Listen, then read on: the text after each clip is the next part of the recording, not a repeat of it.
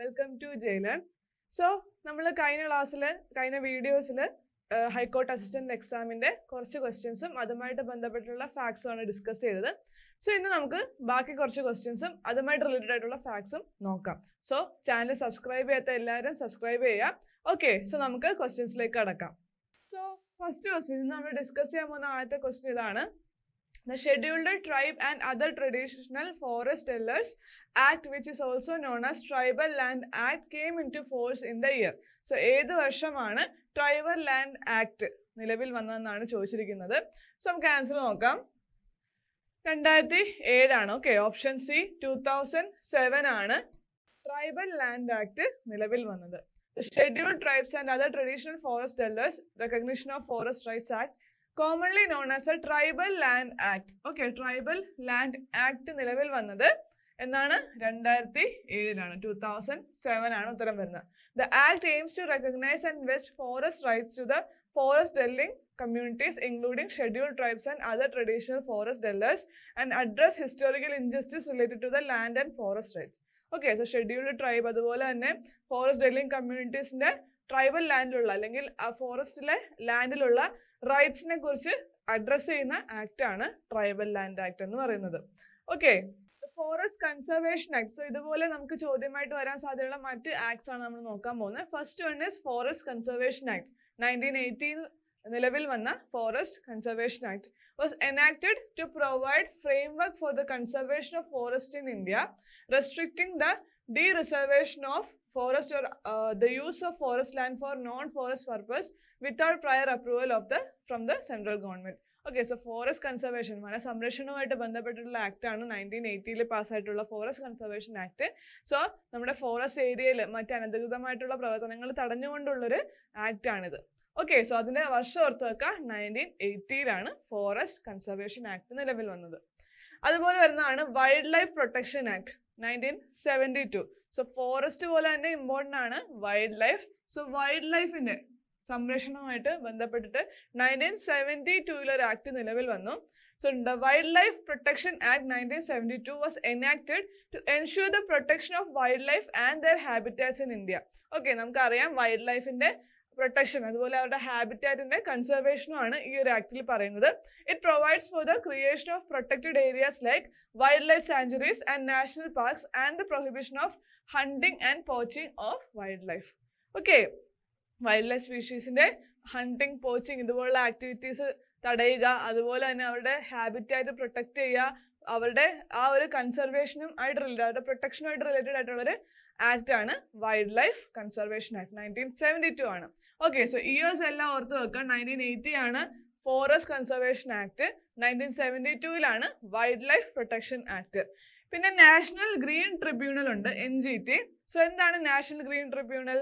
It was established in 2010. വർഷം ഓർത്ത് വെക്കുക, 2010 ഇത് എസ്റ്റാബ്ലിഷ് ചെയ്തത്.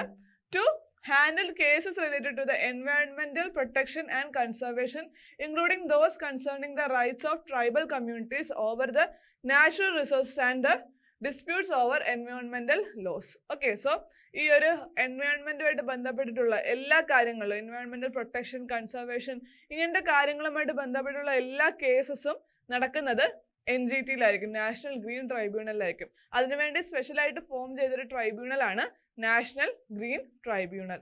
Okay, so forest conservation, tribal കമ്മ്യൂണിറ്റീസുമായിട്ടുള്ള ഡിസ്പ്യൂട്ട്സ് അതുപോലുള്ള എല്ലാ ഇഷ്യൂസും ഡീൽ ചെയ്യുന്ന കോർട്ട്, അതാണ് നാഷണൽ ഗ്രീൻ ട്രൈബ്യൂണൽ എന്ന് പറയുന്നത്. സോ ഇത് എസ്റ്റാബ്ലിഷ് ചെയ്തത് 2010. ഓക്കെ, സോ ഇത്രയും കാര്യങ്ങളും കൂടി കണക്ട് ചെയ്ത് ഓർത്ത് വെക്കാം. അടുത്ത ചോദ്യം നോക്കാം. What is the chronological sequence of the following happenings? Okay, നമ്മുടെ ഇന്ത്യൻ ഹിസ്റ്ററി എന്നുള്ളൊരു ചോദ്യമാണ്. ഇന്ത്യൻ ഹിസ്റ്ററിയിലെ പ്രധാനപ്പെട്ട കുറച്ച് ഇവന്റ്സ് ഉണ്ട്, അത് കറക്റ്റ് ആയിട്ടുള്ള അതിന്റെ ക്രോണോളജിക്കൽ ഓർഡർ ഏതാണ് ആദ്യം നടന്ന വർഷം അനുസരിച്ച് കറക്റ്റ് ആയിട്ടൊന്ന് അറേഞ്ച് ചെയ്യാനാണ് ചോദിച്ചിരിക്കുന്നത്. സോ ഇവിടെ വന്നിട്ടുള്ള ഏതൊക്കെയാണ്? August offer, Lucknow pact, Champaran satyagraha, Jallianwala വാലാബാഗ്. ഓക്കെ, സോ ഇതെല്ലാം നടക്കുന്ന വർഷങ്ങൾ ഇമ്പോർട്ടന്റ് ആണ്. സോ നമുക്ക് ഇന്ത്യൻ ഹിസ്റ്ററിയിലുള്ള പ്രധാനപ്പെട്ട ഇൻഡിപെൻഡൻസുമായിട്ട് ബന്ധപ്പെട്ടുള്ള ഇവന്റ്സ് അതെല്ലാം ഒരു ഓർഡർ ആയിട്ട് ടൈം ലൈൻ നമ്മൾ കൃത്യമായിട്ട് പഠിച്ചു വെക്കണം. അത് ഈ രീതിയിലുള്ള ചോദ്യങ്ങൾ നമുക്ക് പ്രതീക്ഷിക്കാവുന്നതാണ്. സോ നമുക്ക് ഇതിന്റെ ഓർഡർ നോക്കാം. ഫസ്റ്റ് വരുന്നത് എന്താണ്? ലക്നൗ പാക്ട് ആണ് 1916.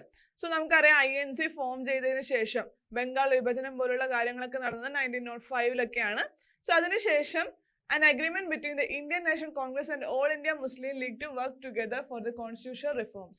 So 1905 ബംഗാൾ വിഭജനം നടന്നു. അതിനുശേഷം നമ്മുടെ മിതവാദി തീവ്രവാദി ഈ രീതിയിലുള്ള രണ്ട് ഗ്രൂപ്പ്സ് ഫോം ചെയ്തു.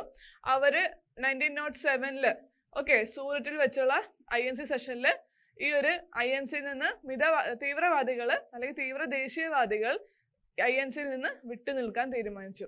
അങ്ങനത്തെ ഒരുപാട് ഇഷ്യൂസ് ഉണ്ടായിട്ടുണ്ട്. അതിനുശേഷം 1916 നടന്ന ലക്നൗ പാക്ടിൽ വെച്ച് രണ്ട് കാര്യങ്ങളാണ് സംഭവിച്ചത്. ഒന്നാമത്തെ കാര്യമാണ് agreement between INC and All India Muslim League. Muslim ലീഗും INCയും ഒരുമിച്ച് ചേർന്ന് പ്രവർത്തിക്കാൻ തീരുമാനമെടുത്തത് ലക്നൗ പാക്ടിലാണ്. അതുപോലെ തന്നെ പിരിഞ്ഞു നിന്ന തീവ്ര ദേശീയവാദികൾ അവര് വീണ്ടും INCയിലേക്ക് ജോയിൻ ചെയ്തത് ലക്നൗ പാക്ടിന് ശേഷമാണ്. സോ 1916 എന്ന് പറയുന്നത് ലക്നൗ പാക്ട് ആണ്, വളരെ ഇമ്പോർട്ടന്റ് ആണ്. ഓക്കെ, സോ പിന്നെ വരുന്നത് ഓഗസ്റ്റ് ഓഫർ. ഓഗസ്റ്റ് ഓഫർ നടന്നത് എന്നാണ് 1940s. സോ ഓഗസ്റ്റ് ഓഫർ എന്ന് പറയുമ്പം നമുക്കറിയാം ഈ ഒരു നമ്മുടെ സെക്കൻഡ് വേൾഡ് വാർ ടൈമിലൊക്കെ ഉണ്ടായ പ്രധാനപ്പെട്ട ഒരു ഇമ്പോർട്ടന്റ് ആയിട്ടുള്ള ഒരു സ്റ്റെപ്പാണ്, നമ്മുടെ ബ്രിട്ടീഷുകാരുടെ സൈഡിൽ നിന്നുള്ള ഒരു ഇമ്പോർട്ടന്റ് സ്റ്റെപ്പാണ്. സോ ഓഗസ്റ്റ് ഓഫർ എന്ന് പറയുന്നത് proposal made by British government to grant greater self government to Indians during world war 2. So world war അതായത് സെക്കൻഡ് വേൾഡ് വാറിന്റെ ടൈമിൽ ബ്രിട്ടീഷുകാർക്ക് ഇന്ത്യൻസിന്റെ സപ്പോർട്ട് വേണമായിരുന്നു. സോ ഇന്ത്യൻസിന്റെ സപ്പോർട്ട് ലഭിക്കാനായിട്ട് അവര് ഇന്ത്യൻസിന് നൽകിയ ഒരു ഓഫറാണ്. ഓക്കെ, അതായത് കൂടുതൽ ബ്രിട്ടീഷ് ഗവൺമെന്റിന്റെ കീഴിൽ തന്നെ കൂടുതൽ ഒരു പുത്രിക രാജ്യപദവി അല്ലെങ്കിൽ സെൽഫ് ഗവൺമെന്റ് എന്ന രീതിയിലുള്ള ഒരു പവർ നൽകാം എന്ന രീതിയിലാണ് ഈ ഒരു ഓഫർ മുന്നോട്ട് വെച്ചത്. ഓക്കെ, സോ അത് നടന്നത് 1940. സോ സെക്കൻഡ് വേൾഡ് വാർ ടൈമിലാണെന്നുള്ള രീതിയിൽ കണക്ട് ചെയ്ത് ഓർത്ത് വെക്കുക. ചമ്പാരൻ സത്യാഗ്രഹ, നമ്മുടെ ഗാന്ധിജി ഇന്ത്യയിൽ വന്നതിന് ശേഷം അദ്ദേഹം നടത്തിയ ആദ്യത്തെ പ്രധാനപ്പെട്ട ഒരു മൂവ്മെന്റ് ആണ് ചമ്പാരൻ സത്യാഗ്രഹ. A movement led by Mahatma Gandhi to address the grievance of farmers in Champaran district of Bihar regarding the exploitation by British planters. Okay, British planters ന്റെ exploitation എതിരെ ചമ്പാരനിലെ നീലം കർഷകരെ സപ്പോർട്ട് ചെയ്തുകൊണ്ട് ഗാന്ധിജി നടത്തിയ ആദ്യത്തെ പ്രക്ഷോഭമാണ്. ഓക്കെ, ഇന്ത്യയിൽ തന്നെ ഗാന്ധിജിയുടെ ആദ്യത്തെ പ്രക്ഷോഭമാണ്, സമരമാണ് അല്ലെങ്കിൽ സത്യാഗ്രഹമാണ് ചമ്പാരൻ സത്യാഗ്രഹം 1917. ഓക്കെ, ചമ്പാരൻ സത്യാഗ്രഹത്തിന് ശേഷം അദ്ദേഹം അഹമ്മദാബാദ് മിൽ സമരം നടത്തിയിട്ടുണ്ട്. ഓക്കെ, സോ ഖേദയില് സത്യാഗ്രഹം നടത്തിയിട്ടുണ്ട്. ആ സത്യാഗ്രഹങ്ങളൊക്കെ 1918 നടക്കുന്നത്. സോ ഈ 3 സത്യാഗ്രഹങ്ങളും ഇമ്പോർട്ടന്റ് ആണ്. ഓക്കെ, സോ ചമ്പാരൻ സത്യാഗ്രഹമാണ് ആദ്യത്തേതെന്ന് ഓർത്ത് വെക്കുക. അദ്ദേഹം ഇന്ത്യയിൽ എത്തിയത് 1915 1915 ഇന്ത്യയിൽ എത്തിയ ശേഷം നടത്തിയ ആദ്യത്തെ ജനകീയ പ്രക്ഷോഭങ്ങളിലൊന്നാണ് 1917 ചമ്പാരൻ സത്യാഗ്രഹം.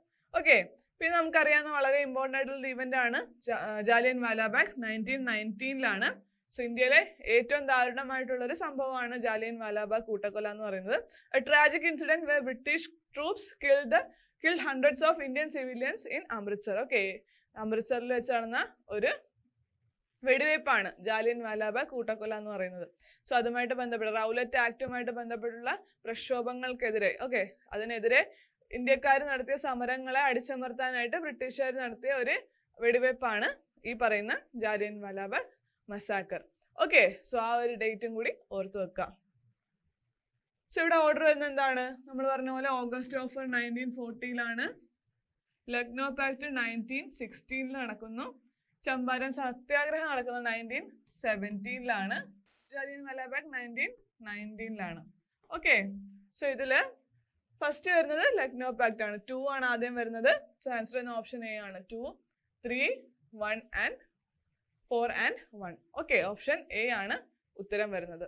സോ ഇതുപോലുള്ള ഇന്ത്യൻ ഹിസ്റ്ററിയിലുള്ള പ്രധാനപ്പെട്ട ഈവൻസ്, അതായത് നമ്മളിപ്പോൾ ഒരു എക്സാമ്പിൾ ആയിട്ട് പറയുകയാണെങ്കിൽ ബംഗാൾ വിഭജനം, അതുപോലെ Lucknow pact, Surat split, INC ആയിട്ട് ബന്ധപ്പെട്ടുള്ള അങ്ങനത്തെ പ്രധാനപ്പെട്ട സമ്മേളനങ്ങൾ ഓർത്തു വെക്കുക.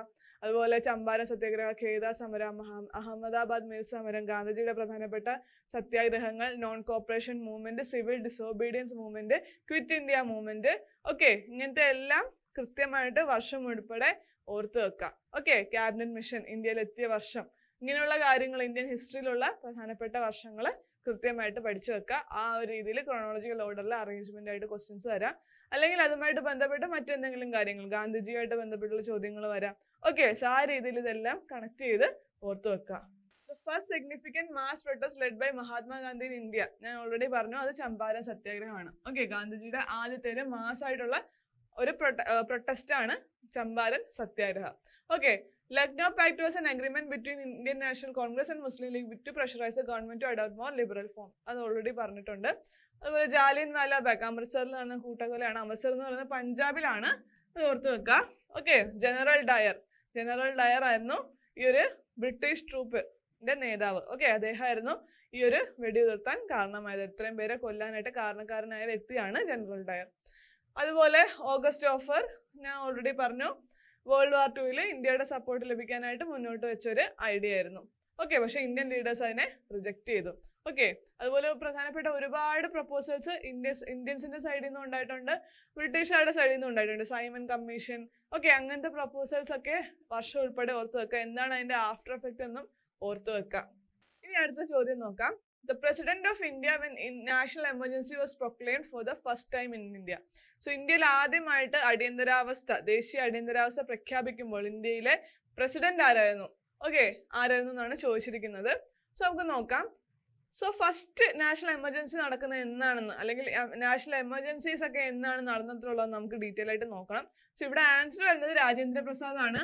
ഓക്കെ, ഫസ്റ്റ് പ്രസിഡന്റിന്റെ സമയത്ത് തന്നെ ഈ ഒരു എമർജൻസി സിറ്റുവേഷൻ ഉണ്ടായിട്ടുണ്ടായിരുന്നു. ഓക്കെ, സോ നമ്മൾ നാഷണൽ എമർജൻസി എന്ന് കേൾക്കുമ്പോൾ നമുക്ക് ഓർമ്മ വരുന്ന ആദ്യത്തെ വ്യക്തി എന്താണ്? ഇന്ദിരാഗാന്ധിയാണ് അല്ലെ. ഇന്ദിരാഗാന്ധിയാണ് എമർജൻസി സിറ്റുവേഷനുമായിട്ട് ഏറ്റവും കൂടുതൽ പോപ്പുലർ ആയിട്ടുള്ള ആള്. പക്ഷേ ഇന്ദിരാഗാന്ധി ഗവൺമെന്റ് നിലവിൽ വരുന്നതിന് മുമ്പ് തന്നെ, ജവഹർലാൽ നെഹ്റു ഗവൺമെന്റിന്റെ സമയത്ത് തന്നെ നാഷണൽ എമർജൻസി പ്രഖ്യാപിച്ചിട്ടുണ്ടായിരുന്നു. സോ എത്ര തവണയാണ് ഇന്ത്യയിൽ ദേശീയ അടിയന്തരാവസ്ഥ പ്രഖ്യാപിച്ചിട്ടുള്ളത് നമുക്ക് നോക്കാം. സോ ഇവിടെ ആൻസർ വരുന്നത് രാജേന്ദ്ര പ്രസാദ് ആണ്.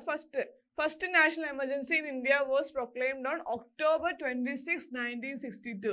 1962 ആദ്യത്തെ നാഷണൽ എമർജൻസി പ്രഖ്യാപിച്ചത്. In the wake of the Sino-Indian War, at that time, Dr. Rajendra Prasad was the President of India. The national emergency was declared due to external aggression by China. ചൈനയുമായിട്ടുള്ള Indo China war അല്ലെങ്കിൽ Sino India war നടക്കുന്ന സമയത്താണ് ആദ്യമായിട്ട് ഇന്ത്യയിൽ emergency situation പ്രഖ്യാപിക്കുന്നത്. So ഈ ഒരു China ആയിട്ടുള്ള യുദ്ധം നടക്കുന്നത് 1962 സോ അന്ന് നമുക്കറിയാം നാഷണൽ എമർജൻസി പ്രഖ്യാപിക്കാൻ പല റീസൺസ് ഉണ്ടായിരിക്കും. എക്സ്റ്റേണൽ അഗ്രഷൻ ഉണ്ടായിരിക്കും, ഇന്റേണൽ ഡിസ്റ്റർബൻസ് എന്നൊരു റീസൺ ഉണ്ടായിരുന്നു, അത് മാറ്റി ആംഡ് റിബല്യൻ എന്നാക്കി. സോ അങ്ങനത്തെ സിറ്റുവേഷൻസിലൊക്കെയാണ് നമ്മൾ പ്രസിഡന്റ് നാഷണൽ എമർജൻസി പ്രഖ്യാപിക്കുന്നത്. ഓക്കെ, സോ അതിൽ എക്സ്റ്റേണൽ അഗ്രഷൻ ഈ ഒരു റീസൺ കൊണ്ടാണ്, ചൈനയുടെ ഭാഗത്തു നിന്നുണ്ടായ എക്സ്റ്റേണൽ അഗ്രഷൻ എന്ന റീസൺ കൊണ്ടാണ് ഇന്ത്യയിൽ നാഷണൽ എമർജൻസി ആദ്യമായിട്ട് പ്രഖ്യാപിക്കുന്നത്. ഇൻഡോ ചൈന വാർ നടക്കുന്ന സമയത്ത് 1962 ഒക്ടോബർ 26 ഡോക്ടർ രാജേന്ദ്ര പ്രസാദ് ആയിരുന്നു പ്രസിഡന്റ് എന്നും ഓർത്തു വെക്കുക. ഓക്കെ, ഇനി നാഷണൽ എമർജൻസി 1962 പ്രൈം മിനിസ്റ്റർ ആരായിരുന്നു? ജവഹർലാൽ നെഹ്റു ആയിരുന്നു. Okay, Jawaharlal Nehru prime minister ആയിരിക്കെ രാജേന്ദ്ര പ്രസാദ് പ്രസിഡന്റ് ആയിരിക്കുന്ന സമയത്താണ് ഈ ഒരു വാർ നടക്കുന്നതും അതുമായിട്ട് ബന്ധപ്പെട്ട് നാഷണൽ എമർജൻസി പ്രഖ്യാപിക്കുന്നതും. Okay, Sino Indian war with China. അതിന്റെ ഫീച്ചേഴ്സ് എന്തൊക്കെയായിരുന്നു? This emergency was declared under article 352. Articles important ആണ്. ഏത് ആർട്ടിക്കിളിന്റെ ബേസിലാണ് നാഷണൽ എമർജൻസി പ്രഖ്യാപിക്കപ്പെട്ടത്? Article 352. Okay, which allowed the central government to take over the administration and assume greater powers. It was declared due to the threat of external aggression from China during border conflict. Okay, so അതുകൊണ്ടാണ് ഈ ഒരു emergency situation പ്രഖ്യാപിച്ചത്.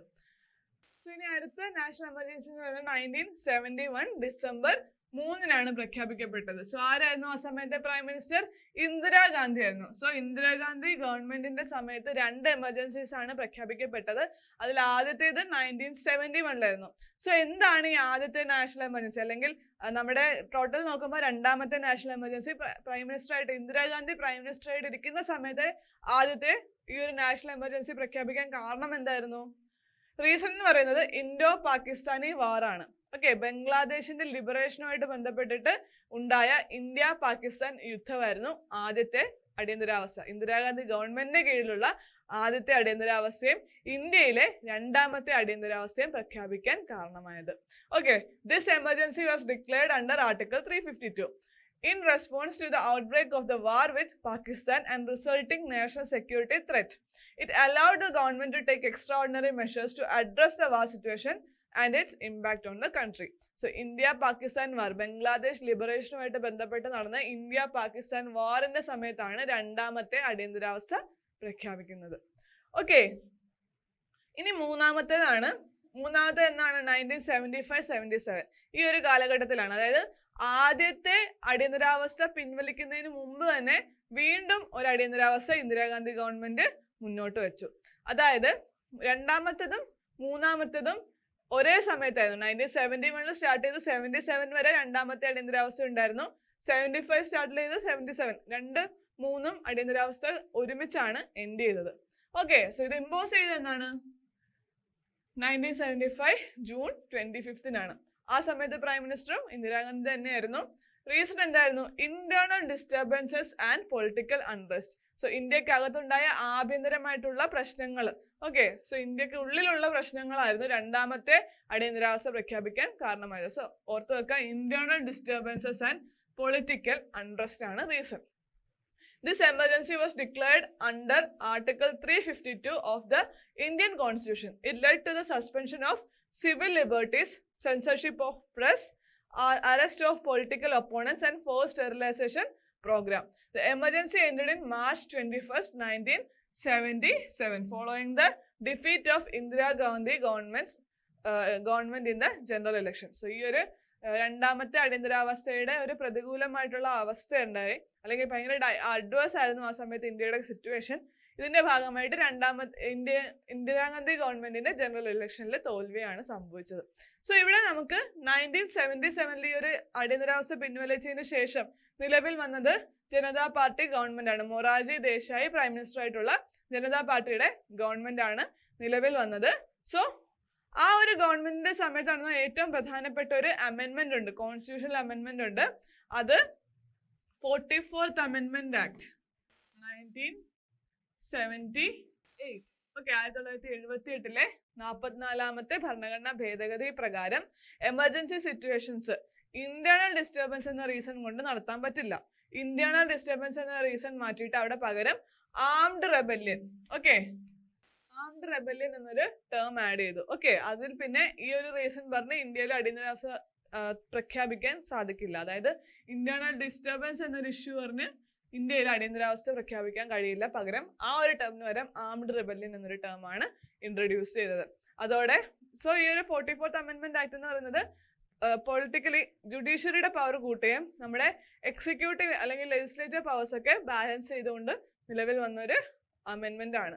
Okay, so അതിലൂടെ emergency സിറ്റുവേഷന്റെ issues ഒക്കെ കുറെയൊക്കെ deal ചെയ്യാനായിട്ട് സാധിച്ചു. So നമുക്ക് അടുത്ത ചോദ്യം നോക്കാം. അടുത്ത ചോദ്യം ഏതാണ്? President's rule was enforced in Kerala for the last time in the year. ഏത് വർഷമാണ് അവസാനമായിട്ട് കേരളത്തില് പ്രസിഡന്റ്സ് റൂള് നടത്തിയത്? സോ പ്രസിഡന്റ്സ് റൂള് ആദ്യമായിട്ട് നടത്തുന്നത് കേരളത്തിലാണ്. ഓക്കെ, സോ ഇന്ത്യയിൽ തന്നെ ആദ്യത്തെ പ്രസിഡന്റ് റൂൾ നടത്തുന്നത് കേരളത്തിലാണ്. സോ കേരളത്തില് ഒരുപാട് തവണ പ്രസിഡന്റ്സ് റൂൾ നടത്തിയിട്ടുണ്ട്. അതിൽ ഏറ്റവും അവസാനത്തെ ഏതെന്നാണ് ചോദിച്ചിരിക്കുന്നത്. സോ ഇവിടെ ഉത്തരം വരുന്നത് 1982 ആണ്. ഓക്കെ, 1982 അവസാനത്തെ പ്രസിഡന്റ്സ് റൂള് നടപ്പിലാക്കിയത്. Okay, president's rule was last imposed in Kerala in 1982. This imposition followed a period of political instability and frequent changes in the government in the state. The rule lasted from March 17, 1982 to May 23, 1982, after which first fresh elections were held, leading to formation of a new government. Kerala was the first Indian state that experienced president's rule under the provision of Article 356 in 1959. Okay, so Kerala രൂപീകൃതമായത് 1956 November 1 okay, Kerala എന്ന state രൂപീകൃതമായത് 1956 November 1 first election നടക്കുന്നത് 1957 okay, 1957 ആദ്യത്തെ EMS government form ചെയ്തു. ഈ ഒരു ഗവൺമെന്റിന്റെ ചില ബില്ലുകൾ കുറച്ച് ഇഷ്യൂസ് ആയപ്പോൾ 1959 ആദ്യമായിട്ട് പ്രസിഡന്റ്സ് റൂള് നടപ്പിലാക്കി. സോ കേരളമായിരുന്നു ഇന്ത്യയിൽ തന്നെ ആദ്യമായിട്ട് പ്രസിഡന്റ്സ് റൂള് നടപ്പിലാക്കപ്പെട്ട സംസ്ഥാനം. ഓക്കെ, അതിനുശേഷം ഒരുപാട് തവണ കേരളത്തില് പ്രസിഡന്റ്സ് റൂൾ ഉണ്ടായിട്ടുണ്ട്. സോ അതിൽ ഏറ്റവും അവസാനത്തേതാണ് 1982. ഓക്കെ, സോ കേരള ഹിസ്റ്ററി ആയിട്ട് ബന്ധപ്പെട്ടൊരു ചോദ്യമാണ് ഇവിടെ. അടുത്ത ചോദ്യം നോക്കാം. India's first airstrip in a national highway was inaugurated at dash in Rajasthan. Okay, രാജസ്ഥാനിലെ ഒരു പ്ലേസിലായിരുന്നു ആദ്യത്തെ എയർ സ്ട്രിപ്പ്. ഓക്കെ, നാഷണൽ ഹൈവേയിലെ എയർ സ്ട്രിപ്പ് ഇന്ത്യയിൽ ഇനോഗ്രേറ്റ് ചെയ്യപ്പെട്ടത്. സോ അത് എവിടെയായിരുന്നു? അത് ബാർമറിലായിരുന്നു. ഓക്കെ, ബാർമർ, രാജസ്ഥാനിലെ ബാർമറിലായിരുന്നു ഈ ഒരു എയർ സ്ട്രിപ്പ് ഇനോഗ്രേറ്റ് ചെയ്യപ്പെട്ടത്. The first airstrip on a national highway in India was inaugurated in Barmer in Rajasthan. A plane of the Indian Air Force carrying Defence Minister Rajnath Singh and Road Transport and Highways Minister Nitin Gadkari conducted a mock emergency landing for the first time on a national highway in Rajasthan's Barmer. Okay, ഇതാണ് ആ ഒരു news article ആയിരുന്നു. Okay, so അതുമായിട്ട് ബന്ധപ്പെട്ടൊരു ചോദ്യമായിരുന്നു current affairs എന്ന രീതിയിൽ. This was made possible because of an impressive engineering feat, as the highway is equipped with 3.5 km long airstrip which is ready to handle emergency landings of IAF fighter jets and other aircraft. So ആ ഒരു news ആർട്ടിക്കിളുമായിട്ട് ബന്ധപ്പെട്ടുള്ളതാണ്. So ഇതിൽ നമ്മൾ ഓർത്ത് വെക്കേണ്ട മറ്റൊരു കാര്യമുണ്ട്, NH925. ഇതാണ് ആ നാഷണൽ ഹൈവേ. ഓക്കെ, സോ ഈ ഒരു air strip first air strip ഏത് നാഷണൽ ഹൈവേയിലായിരുന്നു ചോദിച്ചാൽ അത് NH925 എന്ന് ഓർത്തു വെക്കുക. The government initiative that supports the development of airstrips and airports in remote and under-reserved regions of India is UDAN scheme. So UDAN scheme ആണ് ഈ ഒരു initiative ഒക്കെ സപ്പോർട്ട് ചെയ്യുന്ന സ്കീം എന്ന് പറയുന്നത്. സോ എവിടേക്കാണ്? Development of air strips and airports in remote and necessary under reserved regions. Okay, so അങ്ങനെയുള്ള റീജിയൻസിലൊക്കെ ഈ ഒരു എയർ സ്ട്രിപ്സും എയർപോർട്ട്സും ഒക്കെ ബിൽഡ് ചെയ്യാനായിട്ടുള്ള അല്ലെങ്കിൽ അതുമായിട്ട് ബന്ധപ്പെട്ടുള്ള സ്കീമാണ് ഉഡാൻ സ്കീം. സോ ഉഡാൻ സ്കീമിന്റെ ഫുൾ ഫോം എന്താണ്? ഉഡേ ദേശ് കാ ആം നാഗരിക്. ഓക്കെ, ഉഡേ ദേശ് കാ ആം നാഗരിക് എന്നാണ് ഉഡാൻ സ്കീമിന്റെ ഒരു ഇലാബറേറ്റഡ് ഫോം എന്ന് പറയുന്നത്. ഈ സ്കീം എന്ന് പറയുന്നത് എന്താണ്? ഈ സ്കീം എന്ന് പറയുന്നത് റിമോട്ട് ഏരിയാസിൽ അല്ലെങ്കിൽ അധികം അണ്ടർ റിസർവ്ഡ് ആയിട്ടുള്ള ഏരിയാസിലൊക്കെ എയർ സ്ട്രിപ്സും അതുപോലെ എയർപോർട്ട്സ് ഒക്കെ ബിൽഡ് ചെയ്യാനായിട്ടുള്ള ഒരു ഇനിഷ്യേറ്റീവ് ആണ്. Okay, this scheme is part of regional connectivity scheme. Okay, regional connectivity സ്കീമിന്റെ ഭാഗമാണ് ഉഡാൻ സ്കീം. ഓക്കെ, സ്കീംസ് ഒക്കെ വളരെ ഇമ്പോർട്ടന്റ് ആണ്, ചോദ്യമായിട്ട് വരാറുണ്ട്. സോ അതുമായിട്ട് ബന്ധപ്പെട്ടുള്ള പ്രധാനപ്പെട്ട ഒരു കണക്റ്റഡ് ആയിട്ടുള്ളൊരു സ്കീമാണ് ഉഡാൻ സ്കീം എന്ന് പറയുന്നത്. സോ ഉഡാൻ സ്കീം എന്ന് പറയുന്നത് റീജിയണൽ കണക്ടിവിറ്റി സ്കീമിന്റെ പാർട്ടാണ്. Launched by the government of India to make air travel affordable and widespread. Okay, air travel എന്ന് പറഞ്ഞാൽ കുറച്ചുകൂടി അഫോർഡബിൾ ആക്കാനും സാധാരണക്കാർക്കും അത് യൂസ് ചെയ്യാവുന്ന രീതിയിൽ അതിനെ പ്രൊപ്പഗേറ്റ് ചെയ്യാന്നുള്ളതാണ് ഈ ഒരു സ്കീമിന്റെ പ്രത്യേകത. It focuses on enhancing aviation infrastructure by developing new airstrips, airports and operationalizing unserved and undeserved airports in remote regions, thus improving the regional connectivity. Okay, regional connectivity improve ചെയ്യാനായിട്ട് അല്ലെങ്കിൽ അവിടെ എല്ലായിടത്തും ഈ ഒരു എയർ ട്രാൻസ്പോർട്ടേഷൻ ഇൻട്രൊഡ്യൂസ് ചെയ്യാനായിട്ടും common ആയിട്ടുള്ള ആളുകൾക്ക് use ചെയ്യാവുന്ന രീതിയിൽ ചീപ്പ് ആയിട്ടുള്ള മെത്തേഡ്സ് അവൈലബിൾ ആക്കുക. ഇതൊക്കെയാണ് ഈ ഒരു സ്കീമിന്റെ കീഴിൽ വരുന്നത്. അതിന്റെ ഭാഗമായിട്ടാണ് ബാർമറിലെ ഈ ഒരു NH-ല് ആ ഒരു എയർ സ്ട്രിപ്പ് ഇനോഗ്രേറ്റ് ചെയ്യപ്പെട്ടത്. ഓക്കെ, ഇതുപോലത്തെ മറ്റ് പ്രധാനപ്പെട്ട സ്കീംസ് ആണ് പ്രധാനമന്ത്രി gram Sadak Yojana. Okay, so അതും ഈ ഒരു ഗ്രാം റോഡുമായിട്ട് ബന്ധപ്പെട്ടുള്ളതാണ്.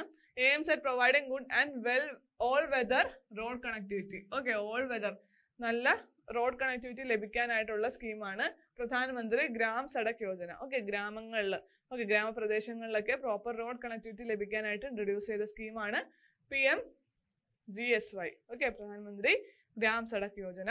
അതുപോലെ തന്നെയാണ് smart cities mission. focuses on urban renewal and retrofitting projects to develop smart cities across India. Okay, ഇന്ത്യയിലെ സ്മാർട്ട് സിറ്റീസുമായിട്ട് ബന്ധപ്പെട്ടുള്ള ഒരു സ്കീമാണ് smart cities mission. Atal mission for rejuvenation and urban transformation, അതാണ് Amrut scheme. Okay, Atal mission for rejuvenation and urban transformation. ഈ scheme എന്താണ്? aims to provide basic urban infrastructure and improve service delivery in cities. Okay, basic ആയിട്ടുള്ള urban infrastructures provide ചെയ്യാം, അതുപോലെ service delivery improve ചെയ്യാം. So ഇതൊക്കെ ബന്ധപ്പെട്ടിട്ടുള്ള ഒരു സ്കീമാണ് അമൃത് സ്കീം. സോ പ്രധാനപ്പെട്ട കുറച്ച് സ്കീംസ് ആണ് ഇതെല്ലാം. ഓക്കെ, ഇതൊക്കെ ഒന്ന് നോക്കി വെക്കുക. ഇനി അടുത്ത ചോദ്യത്തിലേക്ക് കടക്കാം.